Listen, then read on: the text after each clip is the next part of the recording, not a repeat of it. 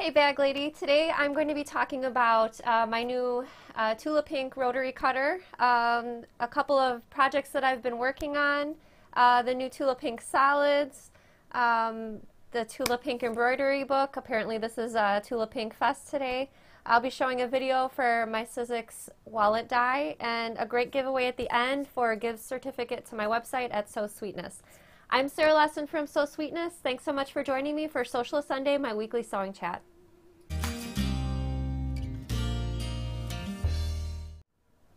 Okay, just as a friendly reminder, pretty much everything that I talk about during my chat are things that I've purchased myself. These are not things that I get paid to talk about, but just cool things that I found that I want to share with you. So as always, I kick off the show with my notion of the week, and this week I'm showing this Tula Pink hardware. It's her new rotary cutter, and it's got this iridescent finish, and it comes in this really cool metal box. So I don't use my rotary cutter every day. I actually cut out my pattern pieces with my fabric marker and my scissors. So this box is actually really handy because I can keep the rotary cutter stored in the box when I'm not using it. So here's the inside of the case, and here's the rotary cutter. It's got Tula Pink's branding on the front. It's got this really nice rubber grip on the bottom, and you can use it for either right-handed or left-handed. So it's got this button on the top, and this is what you click to get the blade to be revealed, and it's really easy to push, forward or backward for putting the blade away. And they also have replacement blades for this Tula Pink rotary cutter, and this pack actually has 5 blades in it. So 5 blades in it. So I know the blades will last a long time, but I always like having a backup just in case. But anyway, this is the Tula Pink rotary cutter.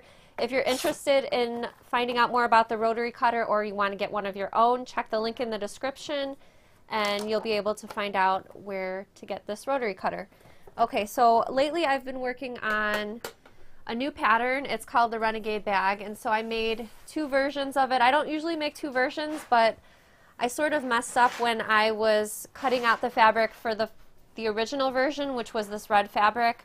I shoot my step photos on a white background, and so I didn't realize at the time. I'm not really sure why. Usually I'm careful about my fabric choices for step photos, but there's a lot of white in this, and the white was sort of blending in with the background, and so I plowed ahead and finished this bag. But anyway, this bag is made with hand-printed fabric from Ink and Spindle. That's a fabric designer in Australia. I bought this fabric about 5 years ago.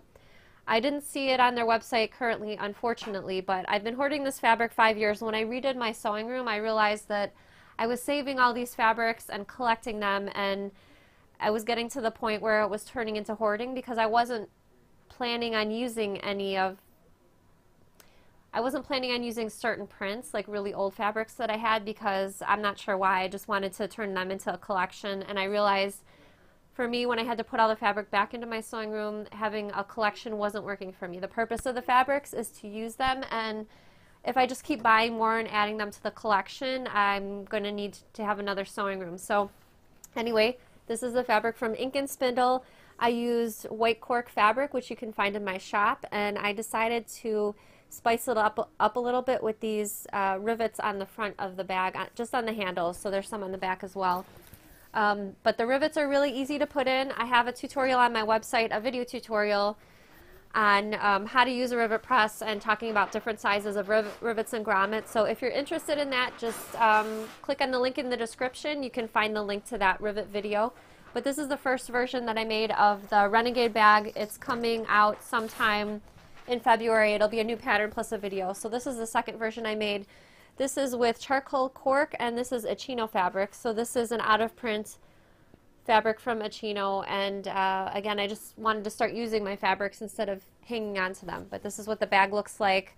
It's got a zipper pocket on the inside, and I really like the size, and the shape looks really cool too. So that's 2 of the bags that I made, and I don't know if you took a break from social media while the holidays were going on, but right after Christmas I posted a free video and a free pattern for my Baker Street bag. I made one in cork and I made one in quilting cotton. So here's the one that I made in quilting cotton. My daughter claimed this one because it's got a unicorn on the front, but This is a free pattern and a video. I think the video is just short of an hour long, and I take you through step by step how to make this bag.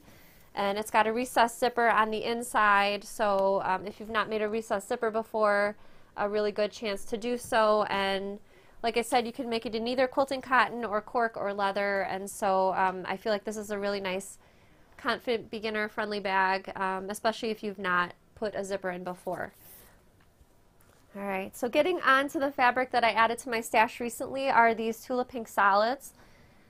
And these are brand new Free Spirit solids. Tula Pink personally chose all of the colors, and she actually named one after her. So this is the Tula color right here.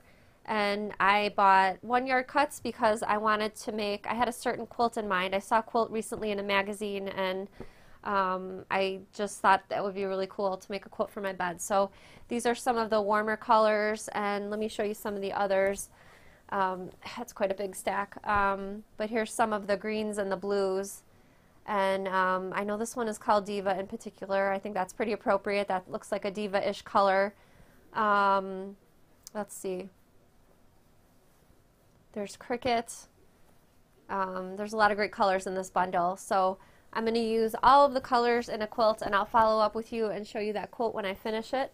But that's the new fabric that I've added to my collection, and I linked to a shop that you can find those fabrics at if you're interested. There's also fat quarter bundles and half yard bundles available, or if you just want, you know, a certain color, you can find those as well.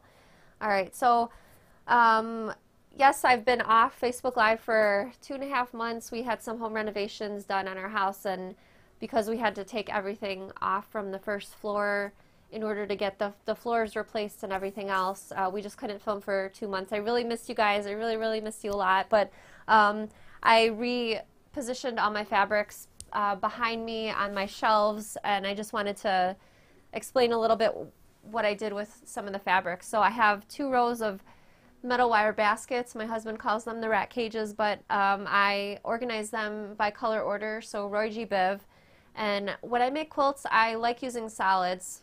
I just feel like, for me personally, I like the design of the quilt to show, and the solids to play, you know, sort of second fiddle to that. So that's why I've got all my solids folded over here, and I have sort of monochromatic prints up there. So by monochromatic print, that means a fabric that is basically one color in a combination with white. So here's one of the fabrics, and as you can see, it's like a dark green, like an evergreen color with a white print. So that's what I mean by monochromatic.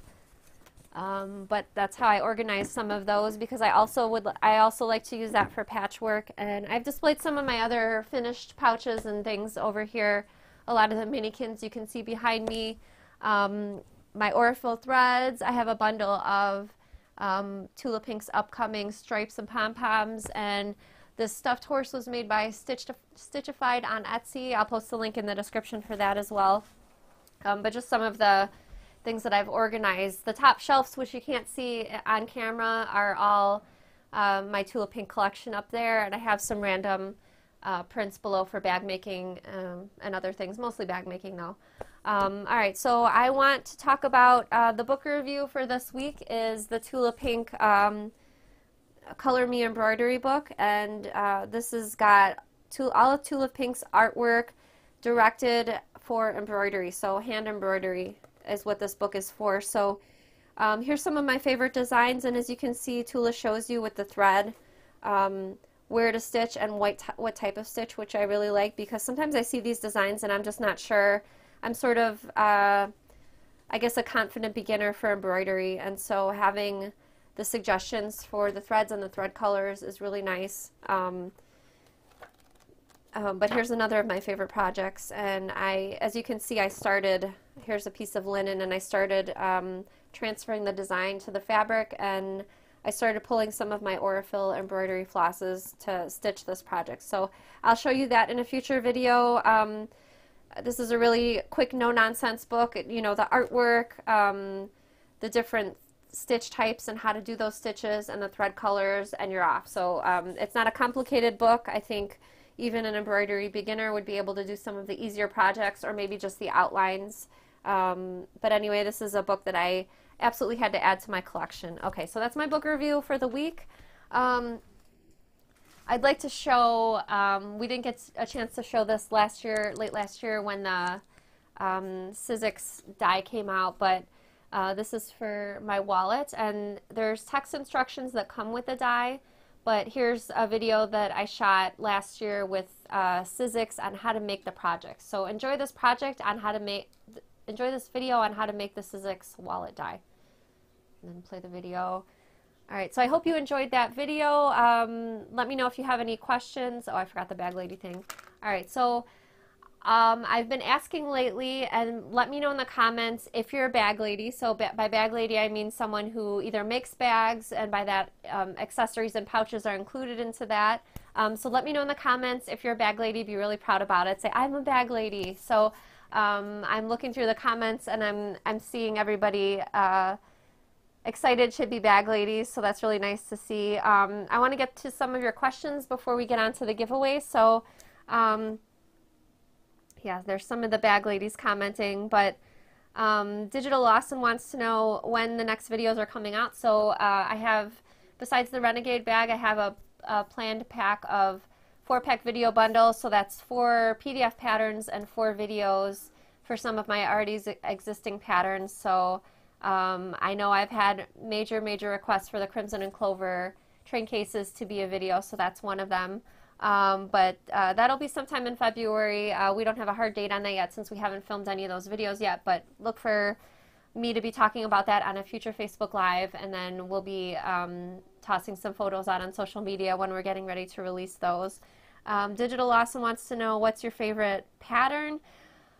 It's hard to say because I'm so into the process of writing the pattern and, you know, the back end of it basically, so the step photos and the videos and all that. So I don't know if I have a particular favorite design. I know I like to carry my Hyacinth bag a lot. It's sort of like a crossbody bag with a flap, and it's a slim bag. The airplane bag is always a winner for traveling, so those are probably 2 of my favorites. Danny's Deals wants to know, what's the best rule? And we've got another comment coming in from YouTube. So be sure to keep the comments in. I do like to answer questions live, either from Facebook or now on YouTube. So send your questions in, and hopefully I'll answer them on a future Social Sunday. Okay, the giveaway for this week is for an $80 gift certificate to my website, So Sweetness. So you can purchase a Minikins bundle if you are not a Minikins member already. So here's, I'll show a couple of the Minikins projects. This is the cotton candy pouch. This one comes in 3 different sizes, and it's really nice because it opens wide to put all your essentials on the inside. Let's see, grab a couple more. This is the binary pouch. It's only got 1 compartment on the inside, but it unzips from 2 zippers, and it's got a magnetic snap on the inside as well. I gotta remember to finish those. All right, and let me show one more. This is one of my favorites that I finished recently. This is the Zeppelin pouch, and I sort of designed it to be a masculine pouch for like a dot bag. While you're doing this, you should probably look up here. Yeah, I know. Yeah, you're right. Yeah. I designed this for sort of like a masculine dot bag, and it's got the zipper closure over here. And this one's really cool because it's just the front and the back fabric and the handle. So it kind of origamis together through the magic of sewing. So with that $80 gift certificate, you could spend it on whatever you want. So the Minikins, or if you need some cork fabric to add to your stash. So let me know in the comments to enter the giveaway. All you have to let me know is what your favorite fabric color is. So just comment below. I'll randomly draw from all of the entries on Facebook and on YouTube, and I'll announce the winner at the end of the day on Saturday, January 20th. So thanks so much for joining me today. I just wanted to give you a small sneak peek for my next Facebook and YouTube Live, which is this Tuesday. It's called Ask Sarah. So it's every Tuesday at 7 p.m. Central Time, and I get questions weekly on what sewing machine that I use. And so I'll be talking about my sewing machine, just basic features of the machine. I'm not trying to sell it. I just wanted to answer all those questions that have been coming in. So I'll be showing you My machine has a thread cutter, it's got an automatic threader, and it's fully metal. So it's like a 50-pound machine. It's not going to be rocking back and forth when I'm making a bag. So I'll be talking about that this Tuesday at 7 p.m. Central Time here on Facebook Live, here on YouTube Live. So I'm Sarah Lawson from Soul Sweetness. Thanks so much for joining me for Social Sunday, and I'll see you again next Sunday at 7 p.m. Central Time.